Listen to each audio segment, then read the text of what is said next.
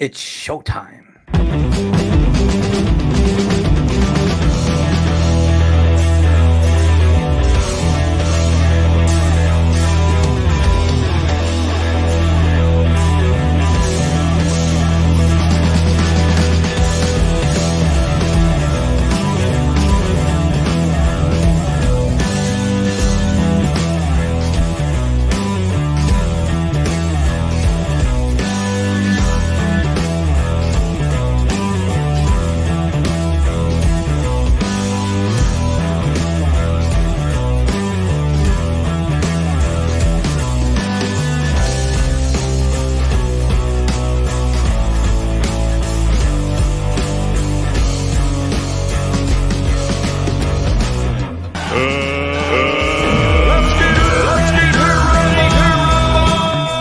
And it's Friday, TGIF people. Let's get ready to rumble. And how do you feel? Are you feeling good? Goodison Park. I certainly do that feeling because football is back.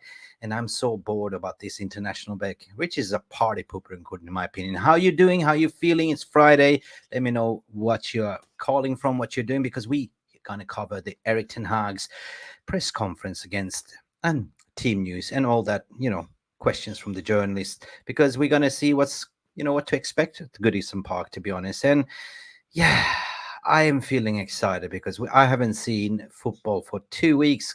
I'm not a big fan of internationals, and Manchester United took a break for 2 weeks, and I assume that the players that didn't play international had some times to practice on Ten Hag's drills and tactics. And what we're seeing here, it's a little bit of a happy endorphins that a lot of players are coming back into the frame. We haven't seen Erik Ten Hag being able to utilize his strongest starting 11. Will we see it? I doubt it. Will Luke Shaw start? I doubt it. Will he be on the bench? Perhaps. It's going to be Shawshank redemption. Reports was also saying that 100% the Leach is coming back. He's touching his toes in the pool. He's touching his toes in the grass. So I'm getting excited. But anyway, let me know what you're feeling and thinking, because I'm going to bring in Mark also to the frame, because Mark is usually my sidekicks when it comes down to the Erik Ten Hag press conference. How you doing, Mark?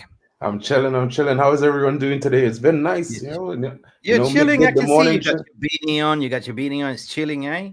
Yeah, it's cold, the morning show this morning. So, it's like a whole reversal situation. I can't help it. You were sleeping, my friend.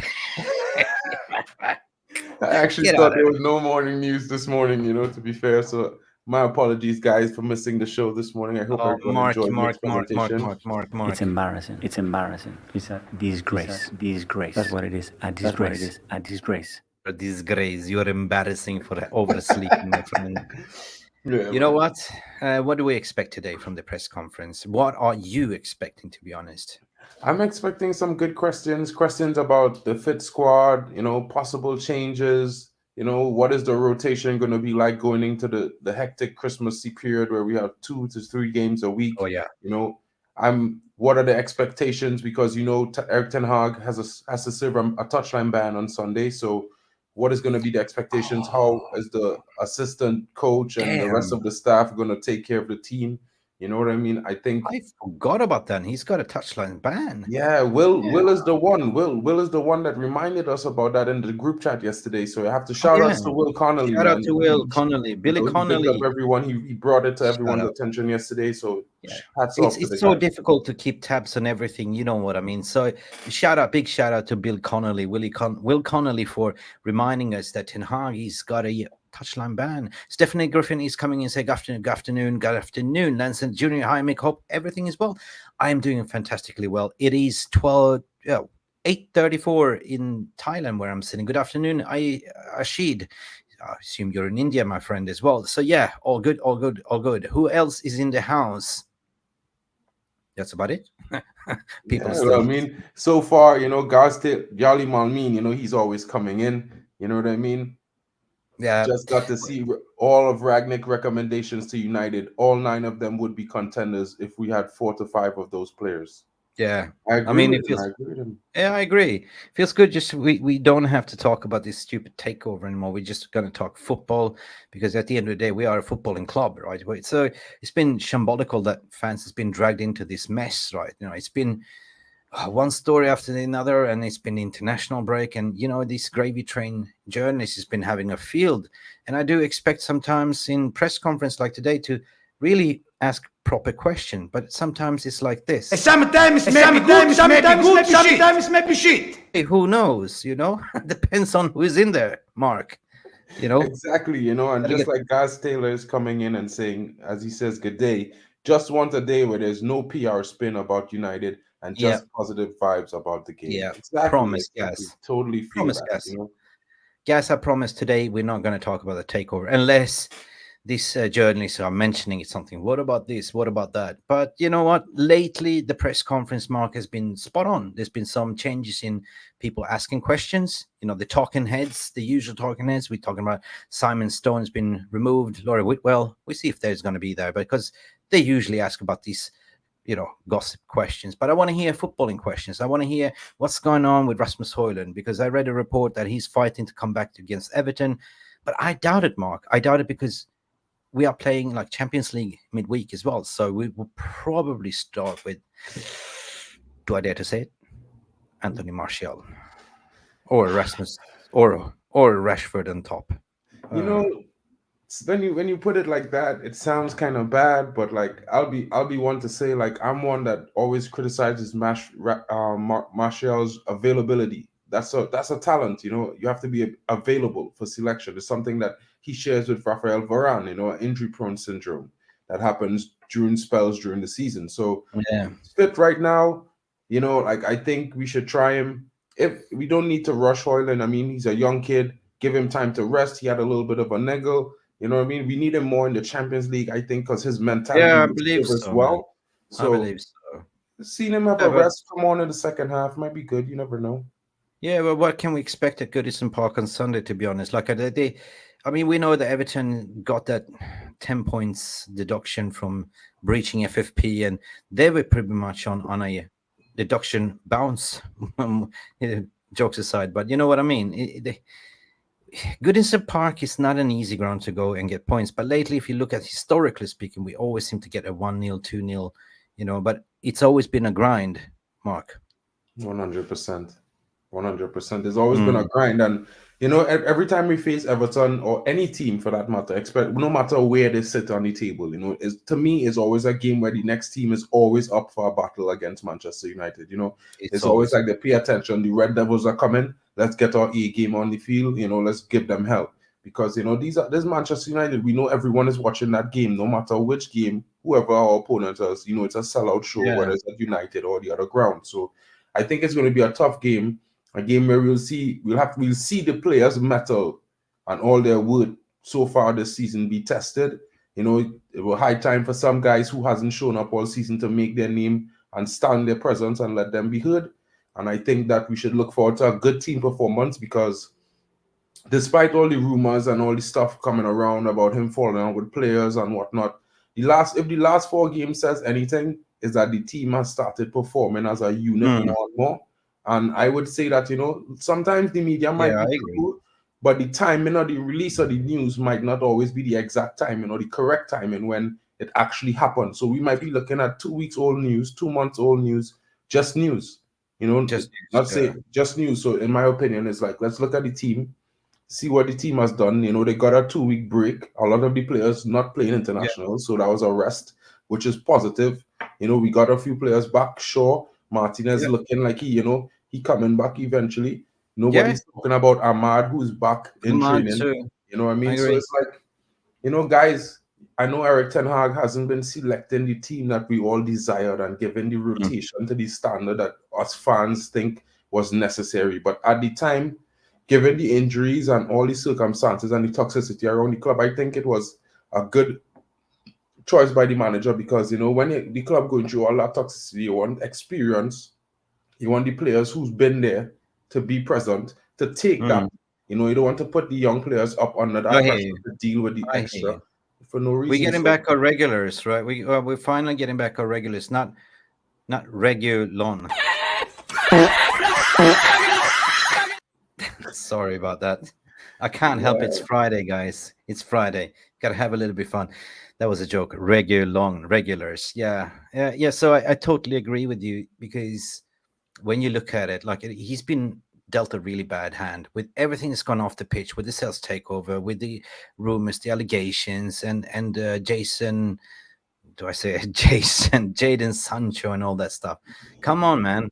It's been a tough year for Erik. And, now you look at other teams around Premier League, they are complaining about their injuries. They're not picking up injuries. But while we, you got to talk about injuries, but we had more than half a squad injured, 16 a players? full starting 11. Yeah. 16 And players, now, right?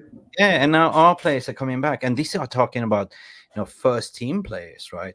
First team players that actually do make an impact, right? So if you look at City, they had 2 injured players. Newcastle is dropping in injuries. Who else? Arsenal. Spurs. So it's a balance, right? It's a balance. So now they are falling down in an injury list, and we coming up with the fitness. So if we can get this up and running right now until Christmas, because it's going to be a lot of games to be played. It's not going to be easy fixtures. If I remember, December is going to be crucial as well. It's going to be brutal in December, and then take that New Year's break and kick off. Because for me, the season always starts after New Year. Like you can count the table somewhere in February, March, and there you can kind of assess where you are at the moment. But we are not sitting so bad at the moment in the Premier League table, to be honest. I mean, if you look at, we haven't played great football, 100%. No. I put my hand up, no. But it's been a grinding result. It's all about getting the 3 points. And what is football? Results. It's a results business, isn't it? Right. So it's all about getting those 3 points on the board. And if you look at the run of forms, we had out of 5 games, we won 4 and lost 1. So I do expect, that we come in at least. We had that reset button, give it a little bit a break from all the gash and gossips and pressure that's been on, and just come in there and play football, right? Yeah, and I think, it's a lot to be said, because at the end of the day, a lot of fans might expect us to be playing amazing football right now, but I'm looking at it more like last season we sacrificed playing football to a style to get results. And this season he decided, well, look, I'm going to play my style now that I put credit in the bank. I showed them what I can do with a squad, and I'm going to build my squad now, find my best 11, play the way I want to play. And we're going to have ups and downs. And, in my opinion, he shouldn't be sacked for that. No, because no, it's not his fault. They would exercise all the records that he set that are negative and show it up to be in the media, like, oh, this is what he's doing. But they're not showing you and hyping up the records that he's breaking. First manager to 50 wins in less than 8 games. You know what I mean? But you know what? I think that is kind of the negative overshadows the positives. People are looking more from an eye test perspective. Oh, we're playing shit football. Look, he cannot select his, he's selecting his favorites and stuff like that. I get that. I kind of semi also held up my hand, but never did I shout out Erik Ten Hag out, because you got to look at the overall 360 view, holistic perspective, what's been going on there right now.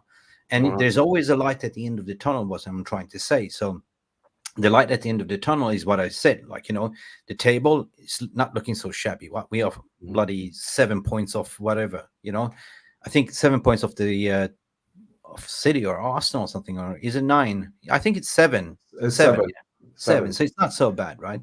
No. And football is a result business. Form is never linear. A form comes and goes. It's like gravity. What comes up must come down. And I see us perhaps doing like a City did. City always starts slow, but at the end of the season they come a fast crescendo, building and building. And arguably to say that we had our fair share of injuries, and second half of this season will be stronger. With Leacher coming back, and we will see a full fit squad. Yeah, and I think it's going to be exciting for fans, because at the same time, it's like, we have all these negative things coming around the club. Like Jamie is saying, the media is just exercising all the negative points and putting them out there. It's every day, every week, when we win, they still put the negative stuff out there. When we lose, they get more reason to put more stuff out there. And it's like, we just need to hold firm as fans, believe in our team, believe in our manager. We know the shortcomings, we know the positives, and I think it's high time to just settle down and just look at it as realists, because we are the realist community on MUFC, and look at the team and say, what, we could be better. We are not there yet, we know where our standards need to be. Let's get there. You know what I mean? Yeah. So I think that's mostly what it is, to be fair. It is. I think the press conference is about to start as well. It's ticking on my screen. I don't know if it's ticking in your screen. Yeah, it's ticking on mine. 100%. Oh, it's ticking? Ticking, yeah. I'm ticking. Yeah. Definitely. There's some commercials going on here on the app and stuff like that. But you know what? We're going to play the audio and we're going to react and we're going to note down the questions. And we will see. We'll try a new concept today. So, guys, big up for everyone that's coming in, tuning in. Smash a like on the video. Give us a thumbs up, please.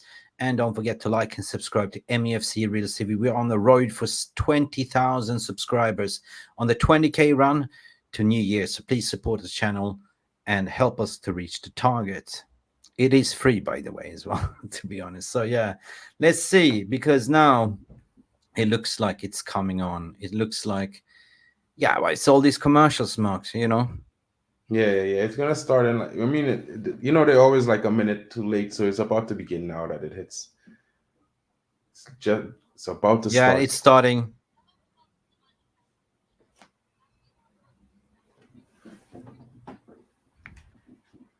Facing the media.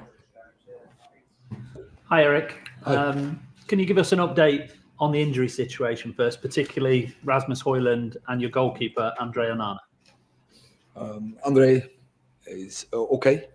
He stepped in training today. He's good. Rasmus, still, I think it's a close finish. He's training. He's down, he's outside.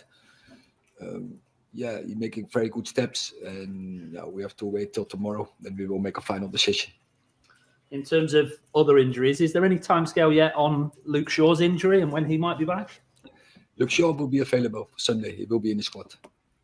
That's excellent news. In terms of the fixture itself, your form in the Premier League, at least, is the best in the country right now. So perhaps some of the headlines are not quite what they seem. In terms of the form in the Premier League, do you feel you have turned a corner in recent games?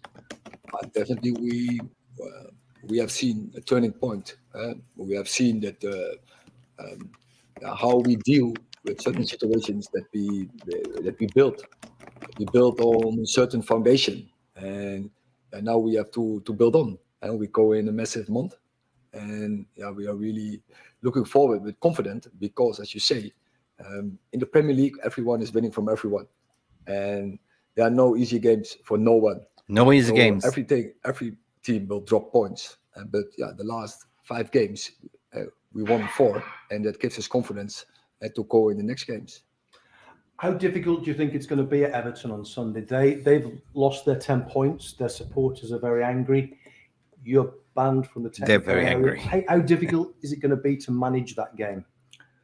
It's always about us, and I can see the opposition, and I can see they are mad. But then finally, it's about us. So if they are mad and that's their fuel, we have to match those standards. And when we match the standards, we have a very good chance to win the game. You then have to go to Galatasaray. You then have to go to Newcastle. Tests Mark. Galatasaray question. And maybe mental strength as well as the physical side. How difficult is it to coach your players and get them prepared mentally as well as physically? Yeah, we started early today with that, and then we go in a week, very condensed. We play 3 games in 6 days, and as a group, as a squad, and we have to deal with that. What do you mean by dealing with it and preparing? Yeah, what do you mean? Speak to them about it. Of course, and we have a plan, a strategy for it, and we make the players aware, and they have to take responsibility in it. But especially, it's about cooperation. Did you get that, Mark? How Cooperation. significant is Luke Shaw's return, Erik, in terms of leadership on the pitch and the balance of the team? You can mention many things. You can mention his physique. You can mention his technical ability, his leadership. Yeah, it's clear. A long time in the season, we didn't even have a left fullback. So we are very happy he's back. So that's a good sign. But he will help us that we are more stable. I'm sure of that. How Given the exciting is atmosphere that, at peeps? Everton, are you going to have a special word with your players about maintaining discipline and not perhaps getting carried away with the intensity of the occasion? Yeah, but I think you should also we stepped forward in that recently, and this season we make some steps there. We have a good form. We also have a good away form. So we have a strong belief. We know what we have to do to have the platform to win games. Yep. Yep. Good answer, Hey, by Erik, the way. Can I ask about Johnny Evans and how he's getting on? I know he missed the Johnny Luton Evans, game. he's a red. Is he in contention for Sunday? And can I ask about Rafael Varane? There have been reports Rafa. of disagreements with him. Can you clarify what the situation is there? So to Johnny, he's on the way back. He's not ready for Everton, but will not take long. Rafa Varane, I don't know where you're talking about. It's rumors. It's very important player, but there's internal competition, and that should be in a top club as we are. There is internal competition, and when you have to decide on two players who do brilliant, Rafa Varane and Harry Maguire, you have also that you have to make a choice for that position. Whoa, Mark. I think it's 13 I don't know goals what in you're talking 12 about. league games. Is there an acceptance now that you may need to get in a new goal scorer in January, strengthen the attack? I'm confident we will get a point. Our players are able to score goals, and some 8 points. They showed it 3 points already. Resi scored last season 30 goals. Rasmus Hojlund scored 5 goals in Champions League. This is massive. massive. And not many players across Europe who can deliver that. So our players are capable of scoring goals, and there will come a point they will do. And as a team, it's good. We are, I think, 5th ranked in the Premier League by creating chances. So they have to step up. They know that, but you have to deal with that with those pressure. That is the standard of Man United. But our players have the abilities to score goals. Mark, that's a big one. Confidence. From the touchline on Sunday. In hindsight, the booking against Luton, the other 2 cards you got before that, were they correct, or do you think that more can be done to improve the relationship between managers on the touchline and the match officials? Please hold your tongue. It's let's say this. It's Ben, and you're not always agreeing with the refereeing, and I think many decisions this season were against us. I saw a list. We are number 18th in the league, but still I have to accept it. And now I ban. Can be an advantage. I have a better overview.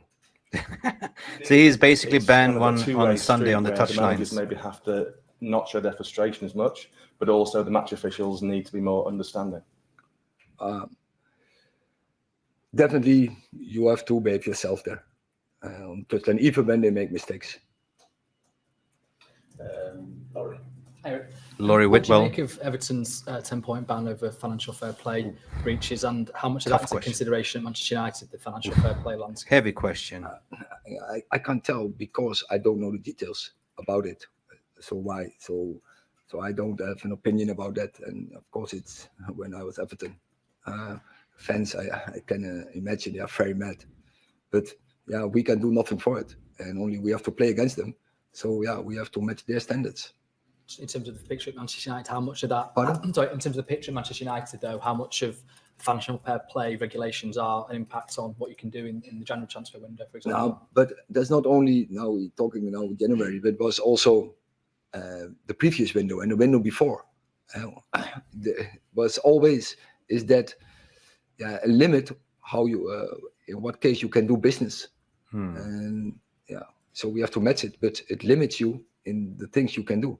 Manager Erik Ten Hag That's there now. it. If you want to tune in That's it. Listen, there was some heavy questions, like, to be honest, to be fair. And, we did display some moving images. We did put a disclaimer in a video description that is for educational purposes. So hopefully we're not getting done by copyright, but at least as a fan base, what we can share. Some people don't watch it, so we can analyze it, what he said in this press conference. And for me, Mark, he sounded like a manager full of confidence. The mojo seems to be back. Knowing that he's got players coming back from injuries. He's spoken about there is goal scoring opportunities. There's people that can score goals. They talked about the FFP. They talked about his banning on the sidelines, and he nip it with in the bud with a pinch of salt to say, at least I have a bigger overview. Like, I see the game from a different perspective, right? So big up Ten Hag. Jamie Wen told you it's just the media. Big up everyone. What's RG saying? What else, guys? For you for tuning in, hopefully you found this broadcast very, very positive because it's live. We can follow this together. Dark Crow is saying Vane, Erik Ten Hag, Maguire have done juju on 50% of our fan base. Trust me. Well, we'll see. We will see. Mark, what did you take away from this press conference? Was it positive? Did you see he had his mojo?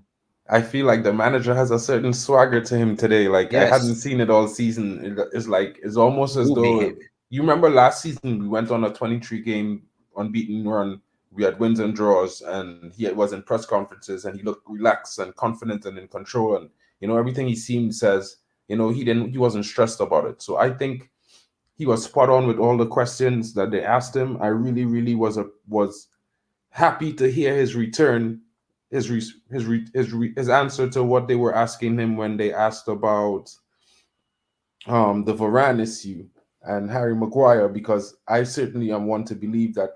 If you have a good squad and there's competition in the team, no matter if Bruno is the starter, he might not play every game. And that's basically down to the fact that he has to rest sometimes, whether he wants to or not. And the manager has to be allowed to select the players that play, and the players who are selected have to perform well. And this is why you have a squad in football and not just 11-star players. It's got to be a squad of at least 17 players because you need rotation. You know what I mean? 100%. If you want to win multiple competitions, you need to rotate. So I think 100%. His answer kind of would also help shut the meter down a bit because, he's like, I don't know what you're talking about, flat out. You can tell that he's actually like questioning, like, what are you talking about? You know what I mean? It's exactly. Not like I don't know what you're talking about regarding Rafael Varane. I don't know what you're talking about. I love that one.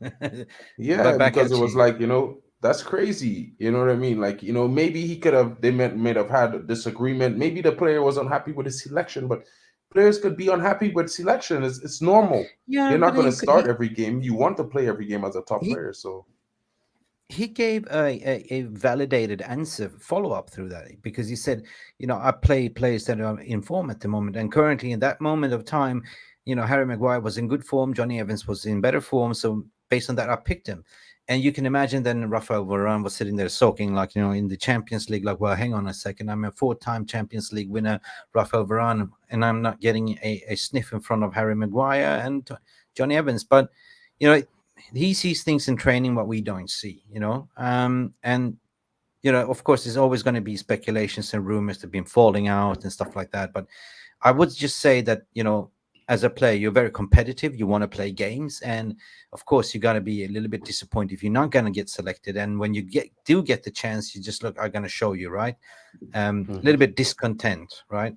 At the end of the day. So I think that's the latter, what I just mentioned. It's nothing about a fallout. It's just, he hasn't been really in good form. He has been injured a lot. And he basically wanted to sort of scrape by and get points certain ways. But the season is still long. There's still a lot of games for him to play as well, Mark, because speaking about rotation, mate, listen, it's going to be a brutal season as well, like, to be honest. Yeah, it's going to be brutal because at the same time, you have to think about, well, we're no longer in the Carabao Cup, but we would like to stay in the UCL maybe. So, if we was to win, how does that impact our fixtures going forward? You know what I mean? If we get to the round of 16, we still have FA Cup in January. You know what I mean?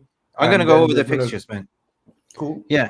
So we're talking about, having a full fit squad. This is what we are getting to. This is the light at the end of the tunnel. And RG, I say I'm about my start, but I want to just highlight this. In November now, 26th of November, we're actually playing Everton away. In December, we're playing as the English Premier League, in the Premier League, Newcastle away. This is Newcastle we're talking about. But Newcastle hasn't really been in good form either lately. They've been complaining about injuries as well. But here's also the big one. At home, Chelsea at home, right? Chelsea is like us; they're becoming informed team at the moment. 7th of December. So we're going on in December. Premier League, Bournemouth at home. Then we have Liverpool. This is the big one, people. This is the 17th of December. The Liverpool. This is the test, according to my opinion. If we can get points from Newcastle, Everton, Chelsea, yeah, we should get points against Chelsea at home, Bournemouth at home, and then Liverpool away. Merseyside is going to be Anfield. It is going to be brutal, that one, I think, you know. And then we finish off on 23rd of December with West Ham away and Aston Villa at home. And on the New Year's Eve, Nottingham Forest away. So there is a tougher run of fixtures of games there, mate. Exactly.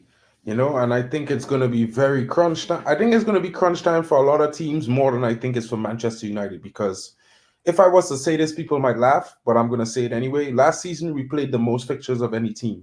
We played the most 3-game fixtures in the Premier in all teams in the Premier League last season. Most of the season last season, we played 3 games a week. We are ready for this. We are ready. Last season. We are. You know what I mean? But listen, the positioning here, if you look at the table here to the right side of it, Manchester United is currently sitting on 12 points, 21 points, right? Manchester City in 28. So that is a confirmation 7 points behind. That is basically 2 matches away almost, right? And football is a funny old game. Like, you know, all you need to do is, you know, City to lose 2 points and we win.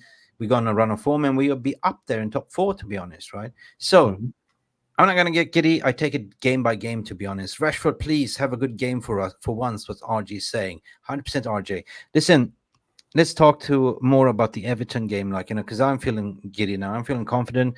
When I see the manager being more like, you know, with a little bit of a swagger and confidence, you know what he's doing, knowing that, you know, what he had to deal with in the past and knowing what's coming out there in his goodie bag. God, it's looking a little bit more brighter for me. Yeah, it opens up the expectations, you know, it makes you feel a little bit more comfortable as a United fan. The last few press conferences, you know, it didn't really fill you with 100% of confidence. It gave you a little bit of doubt still because you could see he was feeling pressure. But now, as it's starting to ease up, I think maybe there's been a communication between the coach and the staff and the team. I think maybe over this period of international break, they may have some breakthrough and some communications, and everyone's comfortable now. Everyone's focused. They have the same agenda again. You know what I mean? Everyone's willing. Let's go. Yeah, we're going to do this. But at the same time, you can argue if you take football aside, you know, imagine yourself as a private person as well. All you need to do is to take 2 weeks off, 2 weeks holiday off your work, and you come back revived and fresh, right? Same thing for footballers. They go away, okay, no prem, no teammates, nothing for 2 weeks. Just go away, do something else, come back, and we all get together again. And I think that the joyful lust of being together again and playing together again, you're looking forward to it. Like, you know, I'm really looking forward to meet my teammates and start playing again, because if you look at the table, 7 points, it's not done. You know, it's there for the taking, to be honest. But I am having no expectations. I'm just through with expectations. I will just go by the moment, game by game, game by game. You know, the thing is, if we start putting pressure on the team already with high expectations, I think we're going to get disappointed. So better is just to take with a pinch of salt and just go, okay, game by game, 3 points, 3 points, 3 points. It's just climb with that ladder, according to my opinion. Exactly, and then we can worry about, when we have a full fit squad, about the playing style.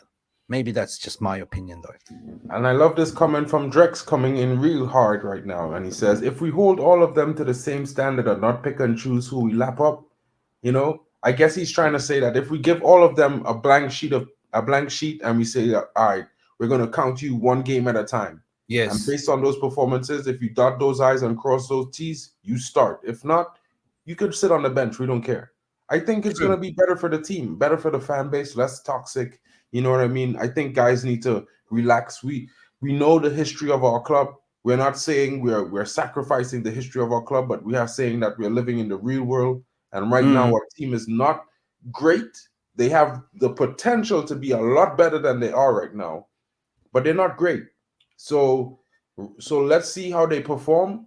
Let's get behind them and support them. They put together a little bit of a run of games where they could be said to be the informed team 4 or 5.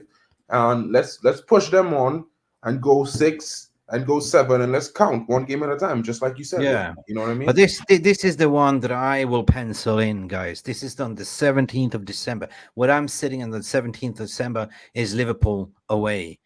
That's going to be the test mark. That's going to be definitely a deciding moment because Liverpool, I believe Liverpool is playing Man City over the weekend as well, right? Exactly. And I think that's one of the big tests for us. It's the biggest test, to be fair, because Liverpool has the best offense in the league, in my opinion. They may not have the best defense, but they have the best offense. They score goals. Wait. Are they playing at home, Liverpool, or are they playing away? Liverpool is at Merseyside. At Merseyside against Man City. Yeah. I believe it's at Anfield. I believe that's going to be a draw. Yeah, I think it's going to be a draw. Like I think Liverpool is going to do really well in that game. I think Man City is lacking something in their midfield right now that leaves them a bit disjointed. They're put together some good performances, but I don't think Haaland is getting the service that he was getting last season. Nothing close to it. And by the way, NG ball, Spurs are falling off the wagon as well now. I told you guys in the beginning they were just like an overhyped, inflated balloon, and now they're falling down like toy soldiers. And they're gonna. I don't see them. I don't see them even getting top 4 this season, to be honest. Arsenal is also there in contention, but it's going to be a tight top 4, to be honest. Yeah, there was a report. There was a report also, like old school sports, what do you call it, slow sports news, to say that if Nice and Manchester United finish in top 4, and depending on who is on the higher rank, finishing higher, if Sir Jim Ratcliffe buys this, we're going to be banned from UEFA. But that was actually reported even when Sheikh Yassim and Qatar was saying, "Oh, what about PSG?" Remember that story? But now they just flipped the story. They just, they just flipped it, right? So there's nothing. This is the same story, guys. Anyway, big up for everyone that's tuning in. There is a lot of people in the chat room as well. If you haven't, smash that like button, please. Give it a thumbs up. Give it a thumbs up because YouTube algorithm likes your thumbs, in a right place. Not, you know what I mean. Hey, and subscribe if you haven't, because we are on a road to 20,000 subscribers by the end of the year. Right now, we are sitting on 17,400. So almost. We need, I think, 5-6 more to get 7,400. It's been a little bit slow. But however, there's certain reason. As I moved to Thailand, I'm going to be sitting here for 1 year. We're working on some exciting things in development. The website is coming. A lot of goodies is coming your way as well, people. So welcome to MUFC Realist TV, guys. So Mark, VR room. Let's do this one.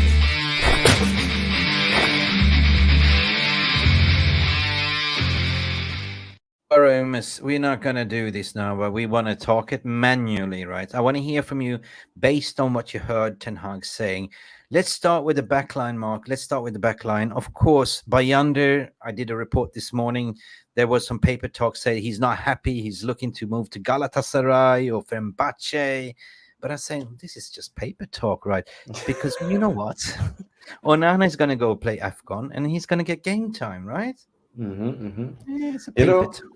It has to be paper talk. Like I, for one, would suggest that, we should give him a little bit of rotation, but only purely based on the fact that Onana possibly suffered an abductor injury and we don't know how serious. And, since he's back fit, if he starts, he starts.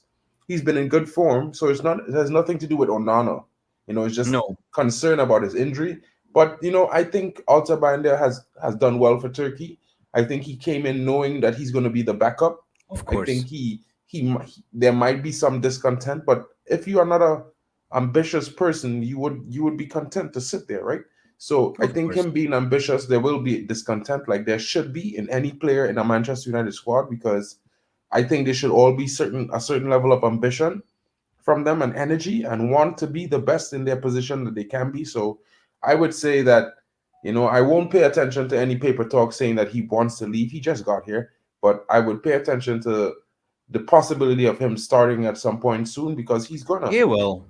But the thing is, when you are a backup goalkeeper, you always know you're going to be the backup goalkeeper, right? 100%. Always. It's not like you're changing formation. Goalkeeper is always the one that knows I'm always going to play, unless I have an injury or unless I have a few stinkers in a row. But the thing is, he's going to play. Eventually, he's going to play.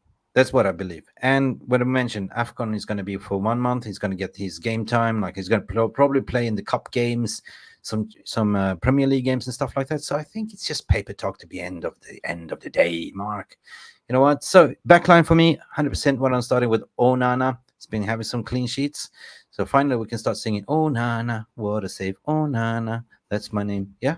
I would love to sing that too, because I think Onana is a good keeper. I think he hasn't been able to show his best performances yet, and I hope that his best performances show up soon and become very consistent. And I think it only could get better for him, to be fair, if you want to judge him as a player now coming in. It's like that song, things can only get better. Like 100%. Drex is saying here, your boy, he's saying, why are players coming into United thinking they should have a voice immediately? 100%. Exactly. Maybe you should win something first and then talk about that. Because Bayandre is what we say here, Drex is as well. Like, he was very aware of his position when he joined up and signed up for a secondary goalkeeper as well. So pushing him, I don't think so. There was even reports about Varane going, Casemiro going. Bayandre was the shock, 100%. And who else was it, rumored to be leaving? Donny van der Beek. Donny supposed to be leaving to Galatasaray. But that's positive for both the club and the player, because he's not getting any game time. You know what I mean? Good for him, I would be happy for him to get some game time and leave if that's what it takes, because I think it's been a situation of both sides having a hard to deal. When he was fit, he wasn't getting selected. When he was getting selected, he got a major injury. It's just complicated. It's not for fault of any one party or the other.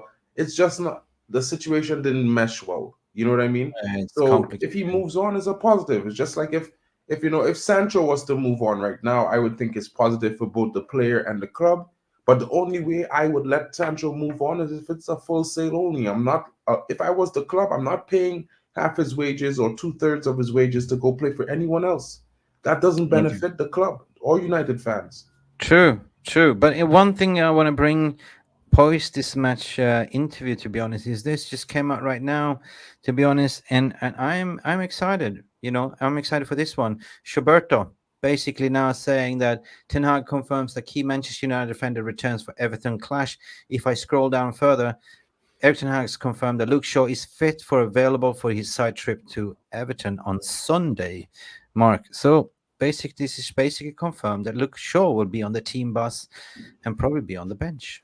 Yeah, I think he will come off the bench. I think he will play maybe 30, 40 minutes. I think he will come on maybe the 60th minute or the 70th minute. I think we're going to see Reguilon start because he's had a good game, the last game. I actually like Reguilon. I think he's going to give Luke Shaw some good competition. I think he may not be better than Luke Shaw, but he gives the fact that he gives 100% when he plays and he runs. I think that's enough to spur Luke Shaw onto being back to his best, when we used to call him Shawberto Carlos. Shawberto Carlos, yeah. You know what I mean? One player that missed him a lot is actually Marcus Rashford. Those two. Yeah. I think. Well, you see, I agree that he missed the connection he has with Shaw, but then I would say that other players who's played left back has offered him overlaps, have offered him underlaps, and he hasn't used them to his best ability. So maybe it's just a thing. But it's good to have him back. I think he's going to be a boost for the whole squad and the defensive line. And he's one of the players that I think will form a really good connection with Andre Onana, because based on his abilities and it's yet to be seen though, because Ten Hag also confirmed here in this press conference that Andre Onana is fit for Everton and Rasmus Hojlund has a chance, and that's the thing. But again, will he play him or will he rest him against Galatasaray? Because that is welcome to hell. I think it depends on the first 25 minutes of our game against Everton. If Luke Shaw doesn't start and Rasmus doesn't start, and United somehow manages to get an early goal and take control of the game, I think we may not see them come on but 10, 15 minutes just to get a little bit of stretch in their legs. But I think they mostly will be reserved because, we're going to be without Marcus Rashford in the UCL. We're going to need to have someone replace him. So that's automatically maybe Garnacho and someone else on the right wing. Yeah, we do with have. Hojlund up front. What he said here in this press conference is we have goal scorers. We have people that can score goals. And funny enough, like, Scott McSideways or Scott McTominay, he's been a leading goal scorer. Who would say that? But, how would you then line up in the back? Would you then go with let's say Reguilón? You would go with who? Lindelof. I would go with Reguilón, Lindelof, Maguire, and Aaron Wan-Bissaka if he's fit. Yeah. Because I think you're going to play against a team that's going to whip in a lot of crosses. So you're going to want someone who's just going to clear the ball. You know what I mean? You want to want two defenders who complement each other really well. I think, if you play Lindelof, then you could have an argument for Varane, because when Lindelof plays with Varane, they have a pretty good partnership. Lindelof usually is the one that attacks the ball and Varane cleans up. I think Maguire's form might be the only contestation for that. So that's why I went with Maguire, because his form, he's the player on form so far. So I think, but for some reason, I think Johnny Evans partners Maguire better.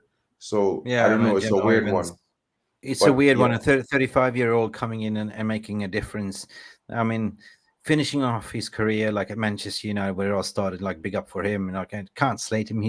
Everyone has been contributing. Like, it's been bodies. Like when we needed bodies, like in this injury crisis. A7K saying Rashford, Maguire, Shaw, McTominay, Sancho, all getting too much paid.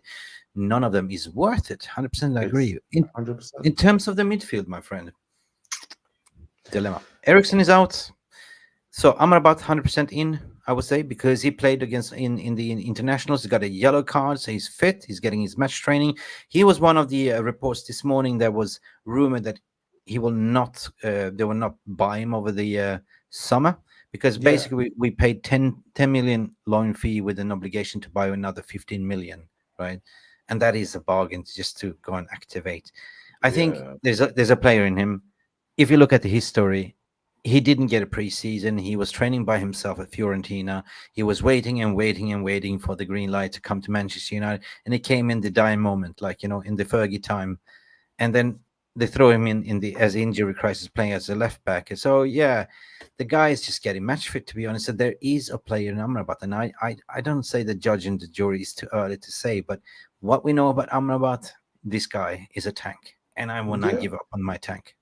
Well, to be honest, Mick, I think the only thing can determine Amrabat's fate is Amrabat himself. I would agree with you and say that, he didn't get the best start to the team, not by a long shot, because, what I mean, he was starting by filling in different positions for missing players who were either injured or unable to play. And I think that was tough. I'm not going to sit here and say that, it's all on him. I think as the season progresses over the next 3 months, we're going to see his worth, because I've watched him play a lot of football, not just for Morocco, but for Fiorentina. And I think once he gets into the team, and I'm saying gets into the team, meaning like, they've had a certain amount of game time together. They start understanding each other and what they each offer and where they need to do. And I think he's going to show himself. And that's so going to determine he will start. In front of him will be what? Bruno and McTominay, in my opinion. If I had my own way, I would start Amrabat, Kobe Mainoo, and Bruno. That's a good one. But like I'm also thinking about the under 18s, because I watch them regularly, and the under 18s are on 4 points in the Champions League UCL youth group right now. Brother. They have this amazing midfielder called Onana as well. Not this Onana that we have in goal, but Everton. Yeah. Amadou Onana. Yes. So how you mean? Yeah, you want him. I can understand, but it will be confusion. Like, Onana. What's my name? Onana. Amadou. We call one Amadou and we call the next one Onana. Yeah, Onana 1, Onana 2. Yeah, Onana 1, Onana 2, or Amadou and Onana. Yeah. It's the same thing. Onana to Onana. Yeah, I think the guy was one we should have looked at. Like, I'll be honest and say I'm not a fan of the Mason Mount signing, but for whatever it's worth, the club or the manager, whoever got him into the club, there must have been some reason. I would have preferred we spend that 60 million on Amadou Onana, because he's progressive, he can carry the ball, he's combative, he's tall, he's physical, and he can score goals. He's got a good range of passing on him as well. Yeah. So, I'm just a little bit conscious of time, so let's continue. You will go with what is your midfield? You will go with Amrabat, McTominay, and Bruno. Okay, let's stick to that one. Lock it in. Knowing that Rasmus Hojlund, what Ten Hag is saying, he's rushing to get fit for Everton. Maybe he will make the bench, but I don't think he's going to play him, and I don't think he's going to risk him. So I might see, for my opinion, it's going to be a Garnacho left, perhaps a Mason Mount on the right wing, and Rashford in the middle up front. I think I would like to see that, to be honest, because I'll say this, as much as I don't really agree with the Mason Mount situation, I think his best offerings as a player for Chelsea was off the wing. So I don't know, maybe it might be the right choice to put him on the wing, because Anthony has only had 3 games in the last month and a half since he's been back from Brazil, being, taking time off from football and whatnot. He's not been performing really well. I think he needs protection. No, Anthony's days is number for me. No, I mean, no, I think he needs protection. I think he needs to give him time. I think it's unfair to say that Anthony is done. The price tag is not his fault. Defend it, mate. I cannot. If you just listen to my opinion, mate, I cannot defend it. From the first season, yes.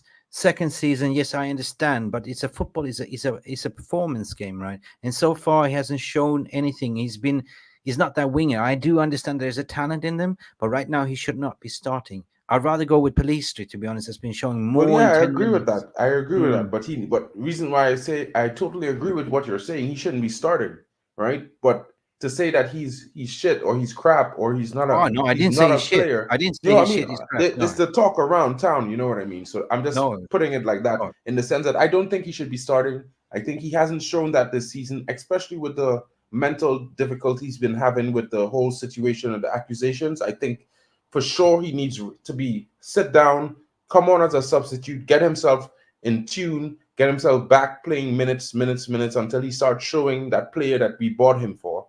Right, I definitely think Pellistri should be starting. That's the only thing I would kind of argue. But Mount starting is good. I would like to see Pellistri start. I mean, definitely again on the right wing, and I would like to see, like in that case, Garnacho, Rashford, potentially Pellistri. But I don't think he will get game time. Pellistri is a bench player. I think he will start getting game time. I just have a different perspective on the way Pellistri has been treated than most fans. I think the manager expects a whole lot more from Pellistri. It's the same. It's the same that I thought about Sancho. I just think the way it seems to fans is that he doesn't like the player. But I think when you see the games that they come into, it's always be the bigger games. When a player comes into a big game, the manager has confidence in you for some reason. 100%.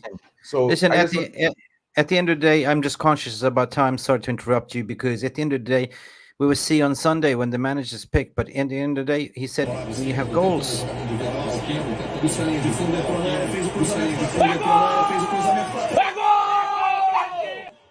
The question is, how many times will this dog spin on Sunday, Mark and people?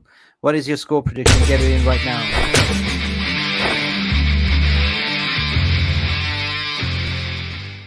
We are running against the time. We're trying to keep a compact stream today, Mark. But what is your score prediction, my friend? I'm going to go with a 2-0. Because 2-0? If Hojlund was starting, then I would go with a higher scoreline, maybe like a 4-1 or something. But since Hojlund is not sure to be starting, I think the team has shown that they could create a lot of chances. I think they will do well. You know what I mean? I'm going to be conservative and say 2-0 because I think Rashford deserves to score a goal. It's about time he stands up and be counted. I will also say that maybe, depending if Pellistri starts, he's going to serve one up for Garnacho, or vice versa. So that's my prediction. 2-0. Okay, I understand it is Thanksgiving and Deepesh is coming in with a 10-0. Brother, I don't know what you've been smoking. I hope it's something natural called endorphins, my friend, and dopamine that makes you happy. So I'm really happy to see that you are positive with 10-0. But we are playing at Goodison Park, man. That is positive. Sam, what you're saying here, some boy is saying 2-1 to Manchester United. I reckon we're not going to keep a clean sheet. I really hope. Yale, for one time in his life, is actually positive. Yale is saying 4-1 to Everton. Yale, get out of here. Go buy a Everton, pepperoni. man, Yeah. I thought I was United, Yali. Come on, bro. I That's thought tough. too. My dyslexic eyes. Well, it's time for you to go to the pizzeria and order a double pepperoni with extra spice on Yale. We're gonna flip that figures around to 4-1 United. But I appreciate your comment there as well, Yale. Big up to you as well. RG, what you're saying? 3-1 to United. You're going with the Ruby Classic. This time I'm not gonna jinx it. I'm not gonna say to the football goals 3-1 United. So I'm gonna go with a little bit of a cautious. I don't think it's gonna be a high scoring game. I agree with Mark. 2-0 to Manchester United. To be honest, Ashish is saying 3-0 Manchester United. Red One is saying 1-0 or 1-1. You can't have it all, mate. You got to come in with one prediction. You know, it's just sitting on the fence, my friend, with your ball stuck in the middle. 1-0 or 1-1. Come back with a new one, mate. Angie, what you're saying here? 3-1 to United. Big up, Angie. You're going with the Ruby Classic here. Maybe I should convert to a 3-1 as well. Leave Angie with the classic. Leave Angie with the classic. I give Angie. Big up, Angie, for your, 20 memberships donation yesterday. At least I saw that. I fell asleep and I heard whip. Anyway, big up. It was so good to see you all yesterday. Well, Sam is coming. We win 10-0. Qatar definitely buying United. Sam, I promise we're not going to talk about the takeover. No, I've seen you guys. You can discuss this in the comment section, but this is a footballing matter. We're not going to talk about gas. Taylor is coming in 2-0 to United. We're all getting gassed up now, Taylor. Come on, get in there. Son as well. Facts, not clean sheets. I'm not going to read any of the takeover comments, what you're seeing. Yes, you are redeemed. 1-1, Red One. That's it. So you're free from the fence, my friend. You're free from the fence. Listen, that's about it, people. We will see you on the weekend. We will see when it's the game time. It's massive Premier League game. Liverpool is playing Manchester City. We are playing Everton, and it looks like they got 10 points deducted, and they're printing a lot of red flyers to say cheaters, stuff like that, and they're going to protest, and they're definitely going to be up for it. But anyway, Mark? Yeah, I think they're going to be up for it, but let's be real here. Whether or not you were open and upfront about the extras that you carried on with past the rules and bending the rules, even if you were being upfront about pushing the rules to the absolute limit that you did. You know what I mean? 100%. I think the ruling might have been harsh, but at the end of the day, you knew that you were doing something that's bad. And at the end of the day, it came back to bite you. You made your bed, now sleep in it. So yes. I can't, have the energy that I'm going to feel sorry for them and then have the energy that I want relegation for Man City. You know what I mean? Yeah.